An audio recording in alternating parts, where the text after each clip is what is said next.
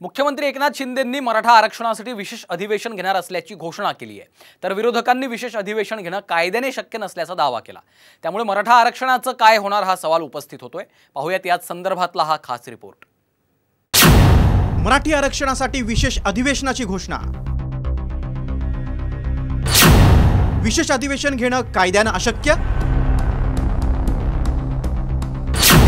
जयंत पाटलांनी व्यक्त केली शंका। मराठा आरक्षणाचं काय होणार?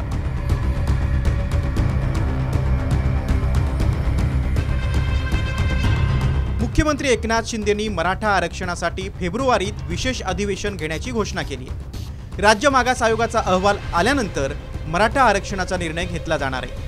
मात्र विशेष अधिवेशन घेणं कायद्याने शक्य होणार नाही असा दावा शरद पवार गटाचे प्रदेशाध्यक्ष जयंत पाटलांनी केला आहे।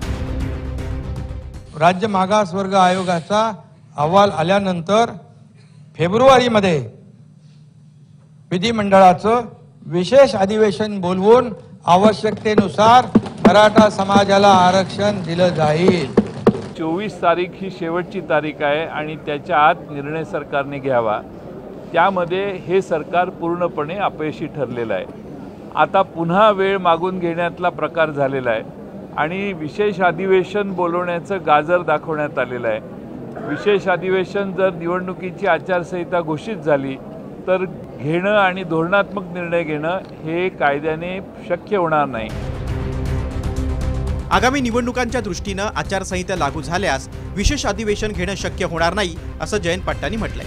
तर मराठ्यांना आरक्षण दिलं नाही तर निवडणुकाच होऊ देणार नाही असा इशारा मराठा आंदोलक मनोज जरांगेंनी दिलाय। त्याला अधिवेशनचा विषय काय आचारसंहितेचा विषय।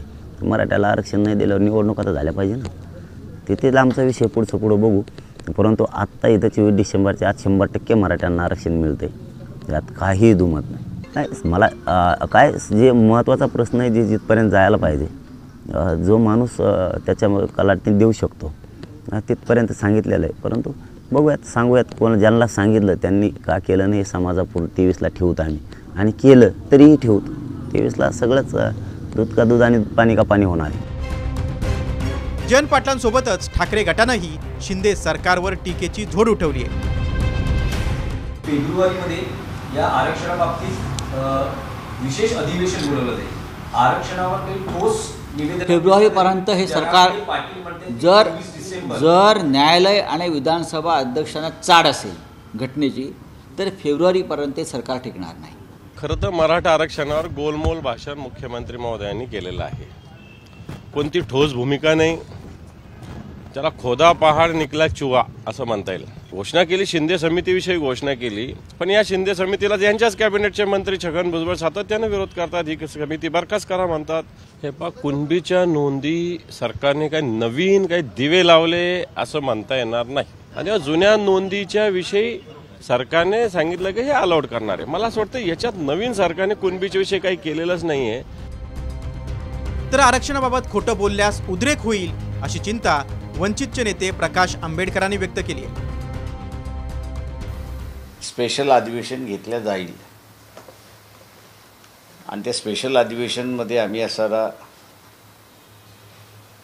मराठा समाजाच्या संदर्भात आरक्षणाचा विषय मांडू असं म्हटलेलं आहे। मी मागेही म्हटलं होतं, शासनाने खरेपणाने सांगितलं तर मला वाटतं लोक ऐकतील। खोटेपणा हा जर सरकारचा चालत राहिला तर कुठेतरी उद्रेक होण्याची शक्यता आहे। जाती जातीमधला असणारा संघर्ष जो लावण्याचा प्रकार चाललेला आहे, आम्ही तिथेच म्हणतोय की तुम्ही एक्सक्लुझिव्हनेस समाजामधलं जे आहे ते वाढवत त्या ठिकाणी जात आहे आणि त्याच्यामुळे विश्वास हा कमी होत चाललाय अशी परिस्थिती आहे। पण एकनाथ शिंदेंनी घोषणा केलेल्या विशेष अधिवेशनाबाबत शंका उपस्थित होण्याचं नेमकं कारण काय ते पाहूया। शिंदे समितीचा अहवाल राज्य सरकारनं राज्य मागास आयोगाकडे सुपूर्द केलाय। आयोग महिन्याभरात राज्य सरकारला अहवाल सादर करणार आहे। आयोगाच्या अहवालानंतर चर्चेसाठी फेब्रुवारीत विशेष अधिवेशन घेण्याची घोषणा सरकारनं केली आहे। पण एप्रिल दरम्यान लोकसभा निवडणुकीची घोषणा होण्याची शक्यता आहे। निवडणुकीपूर्वी आचारसंहिता लागू झाल्यास विशेष अधिवेशन बोलवता येणार नाही। विशेष अधिवेशनातून मराठा आरक्षणाचा ठराव संमत झाला तरीही ते अधिवेशन सुप्रीम कोर्टात टिकणं जास्त गरजेचं आहे। मराठा आरक्षणासाठी अपवादात्मक परिस्थिती सिद्ध करावी लागते। अपवादात्मक परिस्थिती सिद्ध करण्यासाठी 1992च्या निकषांमध्ये सुधारणा करणं गरजेचं आहे। मागासवर्ग आयोगाकडे मराठा समाजाचं सामाजिक शैक्षणिक मागासलेपण सिद्ध करणं आवश्यक आहे। त्यासाठी मराठा समाजाचं शिक्षणातील सरकारी नोकऱ्यांमधील प्रतिनिधित्व उर्वरित 48% नव्हे तर 100% मोजलं पाहिजे।